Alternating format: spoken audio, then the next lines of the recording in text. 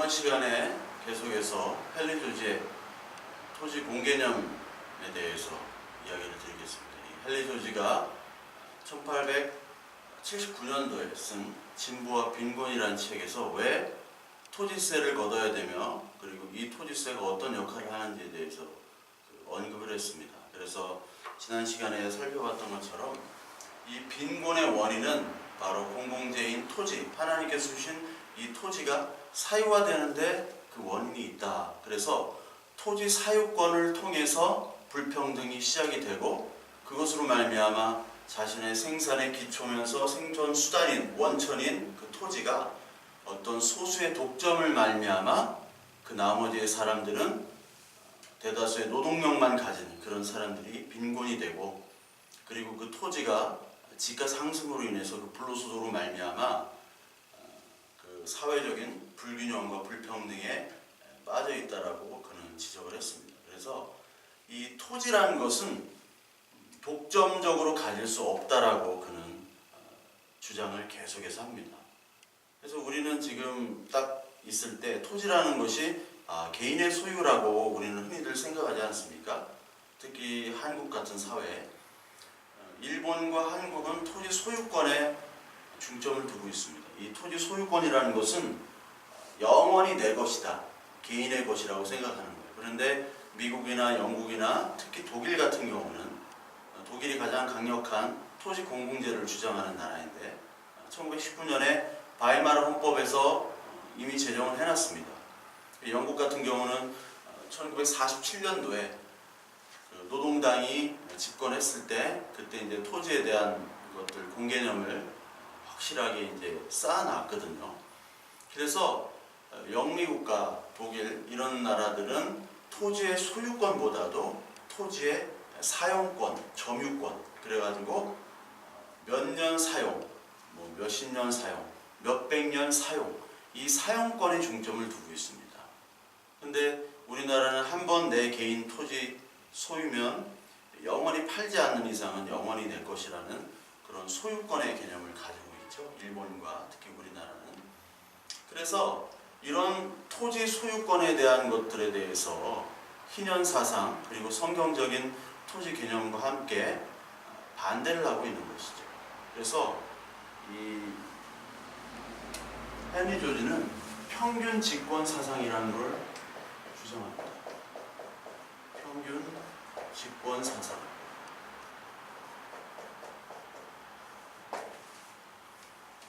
이 땅에 대한 권리, 이 땅에 대한 권리는 모든 사람이 동등하다는 얘기예요. 왜? 하나님이 주신 것이기 때문에. 그러니까 극소수가 이 땅의 자원을 독점하는 것은 부와 가난이 대물림되는 것이고 산업에 있어서도 큰 악영향을 끼치게 된다라고 얘기를 합니다.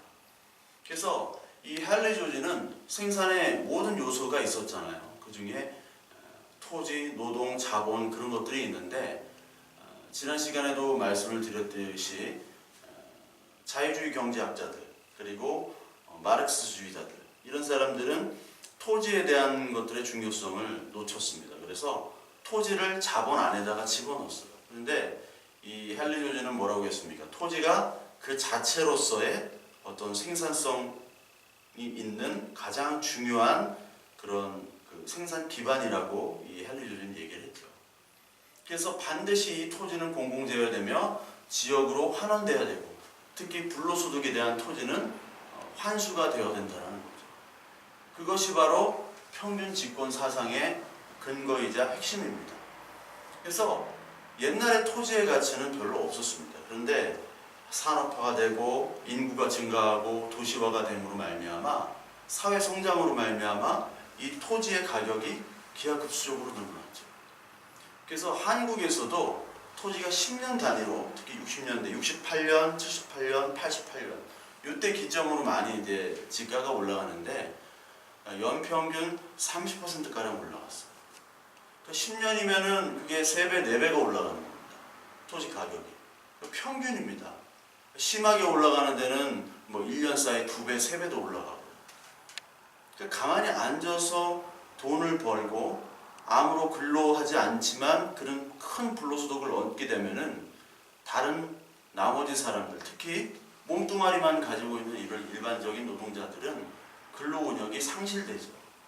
지금도 비트코인이다 뭐다 하는 것 때문에 하루에 뭐 억을 벌었느니 몇 천을 벌었느니 또 날렸느니 이런 시대에 그 나머지 근로 열심히 하루 종일 일해가지고 한 달에 뭐 200을 벌고 300을 벌고 하는 분들에게 그런 얘기를 들으면 근로의욕이 상실될 수밖에 없죠.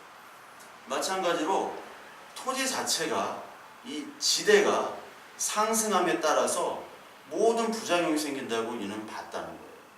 특히 우리가 어떤 건축을 한다든지 개발을 할 때 이 지가가 굉장히 큰 비중을 차지합니다. 삼성동에 현대자동차 그룹이 땅을 샀죠. 한전자리 부지에. 그 한전자리 부지가 10조 5천억인가요? 10조 5천억. 10조 5천억이라는 돈을 주고 땅을 샀습니다. 근데 과연 그 땅이 10조 5천억이나 할까? 할 정도의 10조 5천억이라는 거는 어마어마한 금액인데 땅값이 10조 5천억이에요. 아마 현대자동차가 지금도 생산성이 굉장히 낮지만 세계에서 가장 생산효율이 낮은 그 자동차 회사입니다. 그 임금은 가장 높고요. 전 세계에서. 그러니까 이거 짓고 이 땅값에 건물 짓고 뭐 건물을 그렇게 크게 짓는다는데 짓고 하면은 현대자동차가 과연 살아남을까 할 정도예요. 뭐 저기 서초동에 있는 S교회 그 교회도 뭐 총 공사비가 3천억이 넘는다고 했는데 이 중에 지가가 1,000억입니다.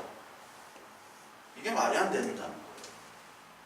그 지가가 이렇게 많이 건축비의 거의 뭐 30-40%가 지가로 된다는 것은 이거는 좀 문제가 많이 있는 것이죠. 그렇게 되다 보면은 부당이익과 토지 가치가 증가함을 따라서 근로의욕이 상실되고 그리고 이런 건축비 상승이 같이 유발이 되는 겁니다. 그래서 평균 집권 사상이라는 이 사상 아래서 이 헨리 조지는 인간의 생존권, 기본권을 토지에다가 중점을 두고 있는 겁니다. 그래서 모든 인간은 자연과 토지를 이용해야 된다.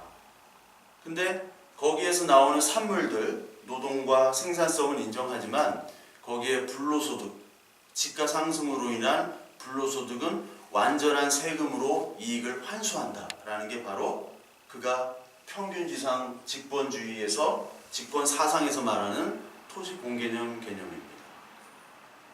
그래서 그 Association in Equality라고 해가지고 연합된 동등체, 연합된 공동체를 그는 진보라고 봤다고 얘기했잖아요. 그래서 진보라는 것은 더불어 사는 것이 진보지 어떤 것을 막 마르크스처럼 개혁하고 그런 것을 진보라고 하지 않았어요.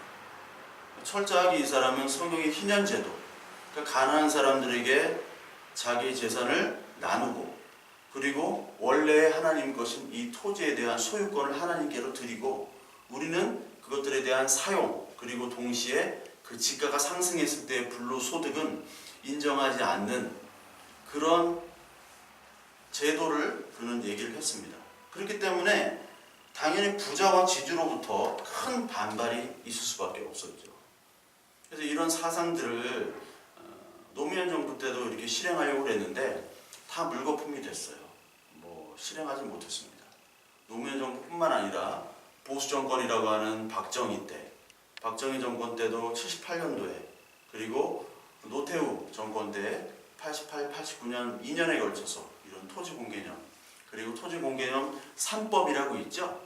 그 3법 택지 소유 상한제, 개발이익 환수제 그리고 토지 초과 이득세 요 3법에 대해서도 이렇게 만들었는데 결국은 다 뭐 온전히 실행을 하지를 못했습니다. 왜냐하면 그 조세 반발에 의해서 실행하지 못했거든요. 그래서 왜 이 토지를 가지고 이 헨리 조지는 이 세금을 물러야 되느냐? 토지에 대해서. 그러니까 이 과세 기준이 있습니다. 이 헨리 조지의 과세 기준은 과세 기준.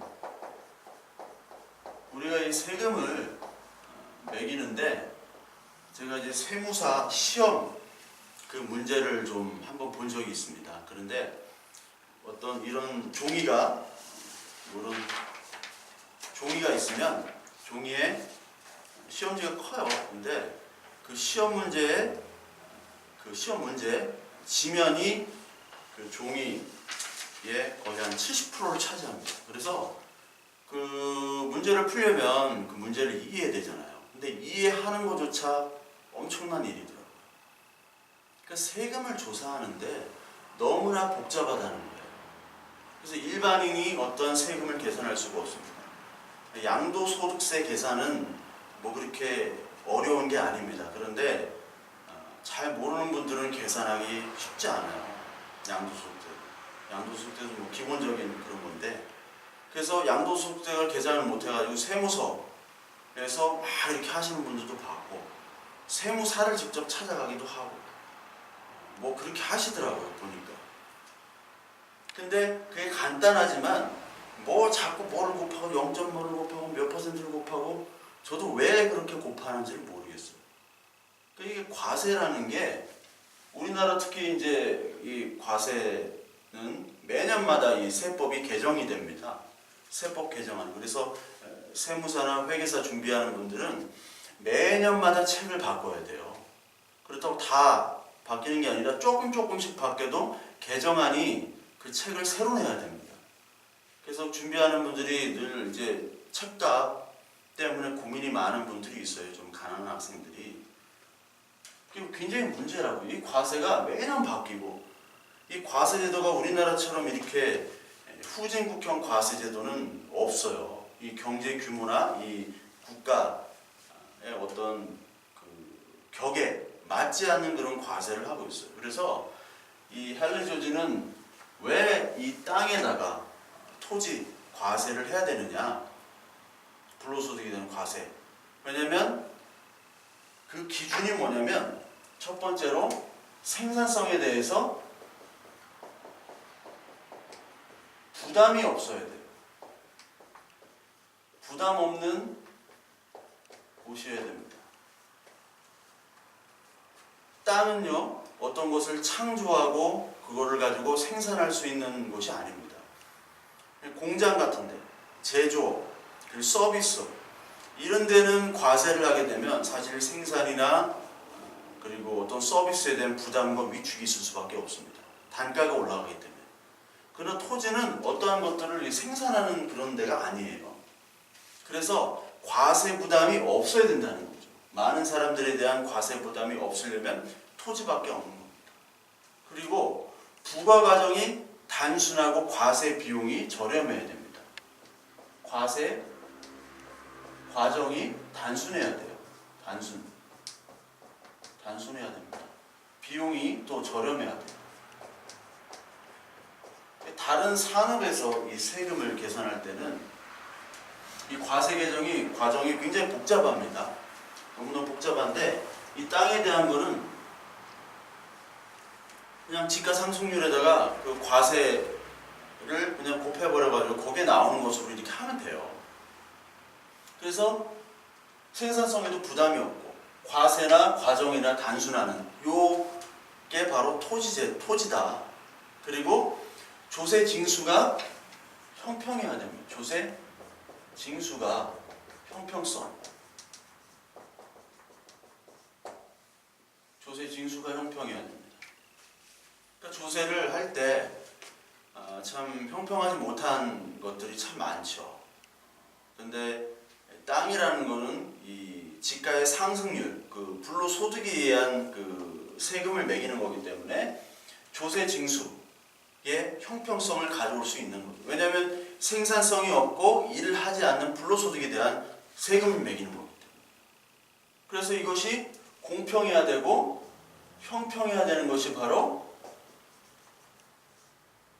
토지에 대한 세금을 매기는 겁니다. 만약에 건축물에 대한 세금을 매기면은 건축 경기가 위축이 되죠. 특히 우리나라 같이 이 부동산과 건축에 대한, 건설업에 대한 의존이 많은 나라들은 어떻게 되면 이 건축이나 이런 것들에 세금을 과세를 많이 하게 되면은 건축 경기가 얼어붙습니다. 상업이나 서비스업도 마찬가지예요. 투자업 이런 데에 세금을 많이 매기면 투자를 안 합니다. 뭐 주식도 사고 채권도 사고 저금도 하고 해야 되는데 그런 것들이 못 해버리면 세금을 많이 매기면은 또 거기에도 위축이 되죠. 근데 토지는 불로소득이기 때문에 공평하고 형평하고 과세 과정도 단순하고 생산성에 위축이 되지 않는 부담도 없는 제도다라고 하기 때문에 바로 토지에 대한 이 과세, 집가 상승에 대한 이 지대세를 꼭 해야 된다. 그래서 이 지대세는 단일세를 얘기합니다. 단일세. 지난 시간에 얘기했지만 이 단일세, 이 집가를 통해서 다른 세금들은 면제라는 거예요. 다른 세금 면제입니다. 다른 세금을 면제시키는 겁니다. 그러니까 우리가 참 여러 가지 세금들을 내잖아요. 뭐 물건을 사도 세금을 내고 무슨 서비스를 받아도 세금을 내고. 근데 그런 세금들, 자질구레한 이 세금들을 깎자, 없애자. 그리고 토지에 대한 것들로 이것들을 대체하자라고 그 헨리 조지가 얘기했어요. 그러니까 이 토지에 대한 것은 사실 이런 세금, 뭐 여러 가지 세금이 있는데 돈을 많이 버는 사람일수록 이제 탈세를 하지 않습니까? 근데 탈세의 방법들이 여러 가지인데 토지에 대한 건 탈세하기가 쉽지가 않아요. 물론 이제 방법은 여러 가지 있지만 토지라는 거는 징수가 확실합니다. 왜냐하면 부동성이기 때문에 은폐할 수가 없어요. 숨길 수가 없기 때문에. 다른 거는 어떻게 뭐 숨길 수가 있죠. 뭐 자금을 세탁한다든지 뭐 그래서 숨길 수도 있어요. 돈을 막 차명으로 하고 뭐 해서. 근데 토지 자체에 대한 거는 숨길 수가 없거든요. 땅을 어떻게 숨기겠습니까? 그래서 헨리 조지는 탈세도 방지하면서 동시에 이 불은폐성을 가지고 있는 이 토지는 반드시 이런 조건도 가지고 있기 때문에 여기에 대한 단일세를 물게 되면 다른 세금, 산업의 발전에 영향이 있는 그리고 다른 경기의 위축을 가지고 올 수 있는 다른 세금을 면제하고 깎고 요 세금으로 단일세로 하자라고 얘기를 하는 거죠. 그러니까 이런 과세를 하게 되면은 그 토지의 투기도 물론 사라지겠죠. 토지의 투기가 다 사라지면 또 그것도 문제가 됩니다. 그러니까 이 경제라는 거는 참 답이 없는 게 이쪽을 조금 더 키우면은요 이쪽이 큰 타격을 입어요. 그래서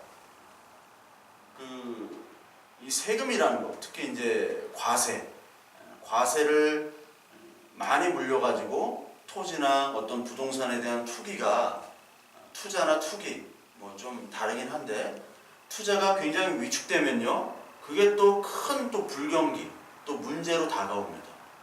특히 우리나라 같은 경우는 부동산에 대한 의존이 많잖아요. 그러니까 가처분 수독이 별로 없고 부동산만 가지고 있는 분들이 거의 80%입니다. 그러니까 집 한 채만 딱 있는데 내가 저금을 하거나 아니면 쓸 돈은 별로 없는 분들이에요. 그래서 가처분 소득이 우리나라 가장 낮은 국가입니다. OECD 국가 중에. 멕시코보다도 낮아요. 그러니까 노인의 빈곤율이 그렇게 심하고요. 또 소득이 있지만 그것들이 다 빠져나가기 때문에 이 한국이라는 나라가 부동산 딱 하나만 가지고 있는 그런 가구가 상당히 많습니다. 다른 수입은 없는 거예요. 근데 거기다가 이런 부동산 소유에 대한 세금을 많이 매긴다 할 때 또 서민 경제나 국가 경제에 또 위축이 될 수 있는 경제는 좀 답이 없어요. 근데 토지에 대한 투기는 잡아야 되는 게 확실합니다. 거기에 이것들이 굉장히 큰 도움이 되기는 합니다. 그리고 토지를 확보하고 매입하고 그것에 대한 어떤 이중 투자가 있습니다. 그러니까 집가가 너무나 높으면요.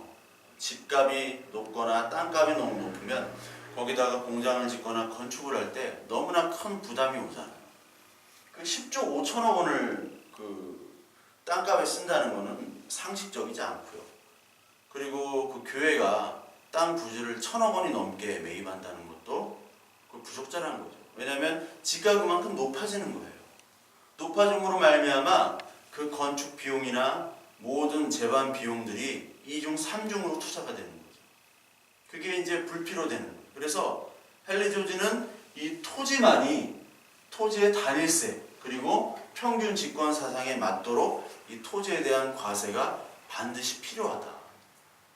그래서 이 고전파나 그리고 뭐 케인즈나 이 또 공산 사회주의 이런 학자들은 이 토지에 대한 중요성을 간과했습니다. 그래서 계획주의 경제, 공산 사회주의 경제에선 토지를 국유화하고 그것들을 또 공평하게 나눠서 개혁을 했잖아요. 그것도 잘못된 것이고, 자유주의에서는 토지를 독점했습니다.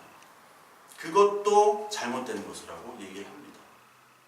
이게 성경적인 거가 또 헨리 조지는 이 성경적인 근거로 말미암아 이 인간의 토지를 계획하고 나누고 그리고 소수가 독점하는, 그러니까 사회주의 계획 경제나 그리고 자유주의 소수 독점이나 모든 것들을 부인을 했습니다. 그래서 이 헨리 조지는 지난 시간에 자본 생산에 대한 것들은 인정을 했다고 그랬죠. 인정을 했는데 토지에 대한 것들은 인정을 하지 않았죠. 왜냐하면 토지는 어떤 생산의 능력이나 그리고 그 생산에 따른 제품을 만드는 그런 역할을 하지 않기 때문에 자본 생산에 대해서는 인정을 한 거예요. 그러나 토지는 개인 소유를 인정하지 않았다고 그랬죠. 근데 마르크시즘은 자본과 생산, 이 자본가들이 자본을 축적하는 것 자체에 대한 부정을 했습니다. 마르크스는. 그러니까 마르크스도 사실은 유대인 중산층 또 기독교 가정이었고, 마르크스가 그의 평생 친구인 엥겔스는 굉장히 큰 자본가였어요. 본인도 이제 맨체스터에 방직 공장을 운영을 했고 굉장히 큰 자본가였는데 이 두 사람이 어떻게 마르크스주의자가 됐을까? 그러니까 공산주의자가 됐을까? 자본가이면 특히 엥겔스 같은 경우는 이제 대자본가임에도 불구하고 사실 이제 마르크스가 엥겔스 아니었으면 벌써 뭐 죽었죠. 굶어 죽고 참 그럴 때마다 엥겔스가 다 도와줬고, 그리고 이 다스 카피탈 자본론을 썼지만 그 출판을 못했어요. 근데 그거를 다 출판해준 사람이 바로 엥겔스입니다. 그러니까 그 사람들은 이 자본주의의 폐해만을 본 거죠. 폐해. 그렇지만 그들이 말하는 이 혁명, 그 프롤레타리안 혁명은 너무나 이상주의적이고 그리고 너무나 좀 과격했습니다. 왜냐하면 이 토지를 어떤 한 개인이 어떤 기준에 의해서 그냥 공평하게 나누는 거예요. 그 결과를 공평하게 만드는 거예요. 그 결과를 공평하게 만들면은 효율성이 떨어지는 것이죠. 그 합리적인 시장을 무시한 거예요. 그러니까 이 두 개를 다 부인했던 게 바로 헨리 조지고, 토지에 대한 것만 버리고 이 자본과 생산에 대해서는 우리가 인정을 하자라고 얘기를 한 겁니다. 그래서 토지는 공유를 하고 자본은 사유를 하는, 그거를 이 헨리 조지는 주장을 했죠. 그래서 이 토지가 만약에 이 소수에 계속 그 소유가 되면은 집가 상승에 따라서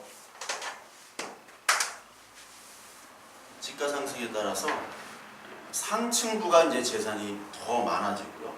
하층부는 더 없어집니다. 빈부격차가 더 심해지는 거죠.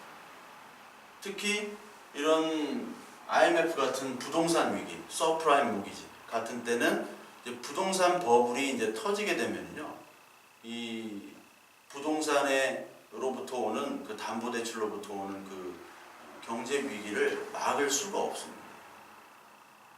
그러니까 한국, 일본, 인도네시아, 태국 이런 데는 다 부동산 버블을 맞았어요. 근데 대만, 싱가포르는 멀쩡했거든요. 왜냐하면 그쪽 나라는 토지 공개념으로 딱 이 개념을 잡고 있어요. 그래서 함부로 개인이 이 땅을 소유하기가 힘듭니다. 그러니까 거기서도 이제 사용권을 주는 거예요. 덴마크도 마찬가지. 근데 이 헨리 조지의 이 그 평균 집권 사상이 실행하기가 과연 쉬운가? 만만치는 않습니다. 만만치는 않은 게 이게 그의 주장이 100여 년 전 주장이고요. 또 가격이 아까도 얘기했지만 가격이 상승된 그 부동산 그 시세 차익이 있잖아요. 그 차익에 대한 과세를 어느 정도까지 부과를 해야 되는가? 물론 이 단일세로는 지금은 힘듭니다. 토지에 대한 단일세로만 해가지고 이 다른 세금을 면제하기는 힘들어요. 그렇지만 반드시 필요한 거는 보유세를 늘리고 그리고 거래세, 취득세, 등록세 이런 것들은 좀 낮추는 그 선진국형 방향으로 가는 것이 맞습니다. 그러니까 노무현 정부 때 그거를 시도하려고 했는데 실패하고 이명박 정부 때는 다시 이제 보유세 비율을 낮춥니다. 그리고 강남 3구에 대한 개발 제한을 또 풀어버려요. 그러니까 사실 한국이 얼마나 이 부동산 투기를 할 수 있는 최적의 국가인지 알 수가 있죠. 한국은 부동산 투기를 할 때 가장 최적의 국가입니다. 왜냐하면 보유세가 별로 없기 때문에. 갖고만 있으면 땅값은 한국은 오르니까요. 그러니까 투기할 수 있는 지역에다가 갖다 놔가지고 그냥 그거를 빚을 내더라도 사면 됩니다. 그런 식으로 계속 우리나라 경제가 사실은 돌아가고 있었어요. 그러니까 이 토지공 개념이 딱 생기면은요, 기득권층의 거센 저항뿐만 아니라 가처분 소득이 없는 부동산만 가지고 있는 분들, 특히 이제 부동산은 굉장히 큰 부동산을 가지고 있는데 팔 수 없는 땅들이 가지고 있는 사람들도 굉장히 많습니다. 팔 수 없는 땅. 제가 아는 분도 그 땅은 팔 수가 없어요. 왜냐면 군대 사격장하고 딱 붙어 있어서 그 군대가 요즘에는 모르겠어요. 어떻게 될지는 모르겠는데 지금 그 군대가 사격장을 없애고 딴 데로 부대를 이전할 수가 없죠. 지가가 너무나 올랐기 때문에. 그러니까 거기 계속 있어야 되는 거예요. 그러니까 그 땅은 누가 살려고 하지도 않고 누가 그 군대 사격장 옆에 땅을 사겠습니까? 근데 이제 땅값이 워낙 뭐 높진 않지만 그 규모가 크다 보니까 거기에 나오는 세금이나 이런 것들이 너무 많아요. 근데 그분은 가처분 소득은 없어요. 그러니까 이게 너무 힘든 거예요. 네. 그런 문제도 있습니다. 그러니까 이 가처분 소득이 없는 사람에게도 이것들은 좀 민감한 어떠한 사안이 될 수가 있다라고 생각이 되죠. 그러니까 예전부터 계속해서 이 토지 공개념에 대해서 박정희 정부나 물론 그 올라가면 아담 스미스도 그런 얘기를 합니다. 토지 보유세에 대해서 굉장히 큰 긍정을 하고 토지 보유세를 높여야 된다고 얘기를 했고 뭐 이승만 때도 농지개혁을 했잖아요. 북한도 했지만 그리고 박정희 노태우 때 토지 공개념을 도입했고 노무현 정부 때도 했지만 이게 다 사실 실패로 돌아갔습니다. 왜냐하면 이게 땅이라는 것은 개인의 소유라는 개념이 우리나라는 너무 크기 때문에 이 조세 저항을 안 부딪힐래 안 부딪힐 수가 없습니다. 그래서 이번에 헌법 개정안 128조에 토지의 공공성과 합리적 사용을 위해서 필요한 경우 특별을 제한하고 의무를 부과할 수 있다는 그 규정을 예전 헌법에도 있지만 그것들을 좀 더 자세하게 써놨는데 그것들이 과연 어떻게 될지는 모르겠습니다. 근데 굉장히 큰 조세 저항을 부딪힐 수밖에 없다라고 말할 수밖에 없고요. 우리가 여기서 볼 때 토지에 대한 것 그리고 토지는 반드시 하나님의 것이라는 것으로 우리는 그리스도인으로서 그것들을 그 개념을 받아들여야 되고 우리의 토지의 개념은 우리가 소유하는 것이 아니라 하나님께서 우리에게 주신 공공재고 그리고 하나님이 주신 우리에게 선물이지 그걸 내가 소유하고 그것들을 마음대로 이용하고 개발하는 그 권한은 성경에서 인정하지 않는 그런 것입니다. 그렇기 때문에 여러분들이 이 토지 공개념에 대한 것 그리고 이 신학적인 땅의 개념 다 지난 시간에 설명을 드렸죠. 그리고 이 땅의 개념이 언약과 관계가 있다는 것, 그리고 희년 제도라는 것, 그것을 여러분들이 반드시 아시고 이 땅에 돌아가는 것들, 이 세금의 것들, 그리고 이 세상에서 이 땅에 대한 그리고 자본에 대한 것들을 우리가 경계하면서 동시에 그런 의미들을 확실히 그리스도인으로서 반드시 깨달아야 된다는 것들을 여러분들에게 다시 한번 말씀을 드립니다.